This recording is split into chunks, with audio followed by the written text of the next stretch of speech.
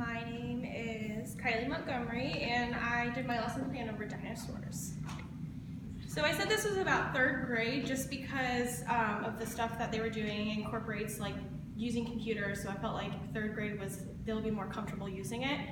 I said that it was about 1 to 2 days because with it having various different subjects throughout the day, I believe you could do it over a span of those days. So the overview is the context of learning about dinosaurs appeals to the natural curiosity of young students, as it blends together a mixture of fact and fantasy. Students explore dinosaur-related content, study the characteristics of some dinosaurs, classify dinosaurs using a timeline, and write a fiction story of their own. The traditional science topics explored in this lesson plan are classification and living, non-living, and dead. For students' prior knowledge, I said to test it by using a game called Real or Make Believe, and then you could also use a KWL chart. And then the Real or Make Believe is where students test their knowledge of dinosaurs as they take a humorous interactive quiz, and then players improve reading and comprehension skills such as drawing conclusions, using picture clues, and distinguishing between real and make believe. Once you play this game, have students play it with a partner, collect a classroom library of dinosaur books from the library, and then they can create their own scenarios using the books that you have. You want to encourage students to write, draw, or record their scenarios. You may wish to take dictation with pre-writers.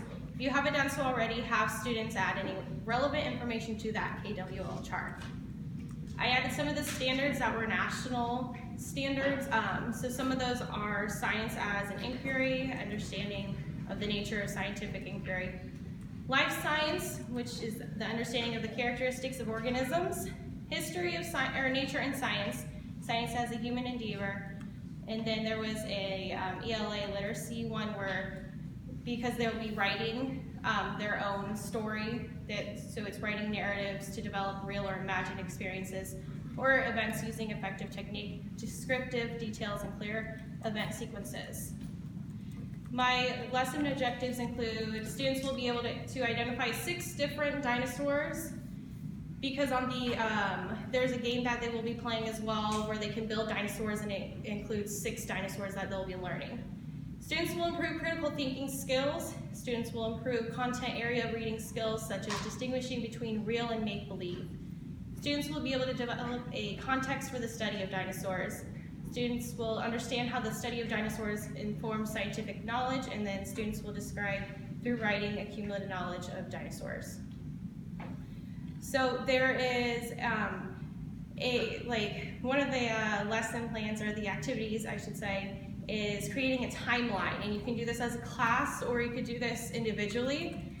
And what you want to make sure when you're doing this is that you're having your students create a dinosaur portfolio, and as they're going through all the different activities, they add to that portfolio.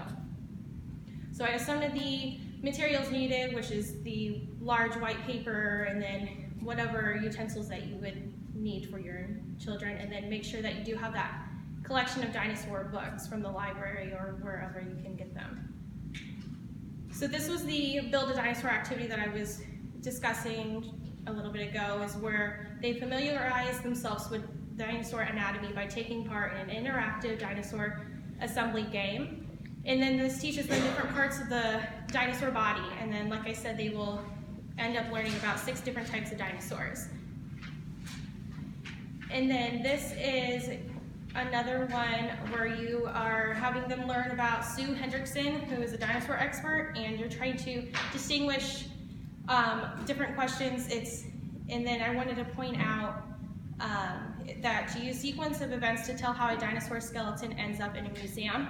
And then this was a good point for you to discuss how paleontologists can use fossils as profit motive due to increasing knowledge with a result of financial gain. And so after that, the project wrap-up would be reviewing that KWL chart, as well as going through that dinosaur portfolio that they have created throughout the different activities to test what they have learned.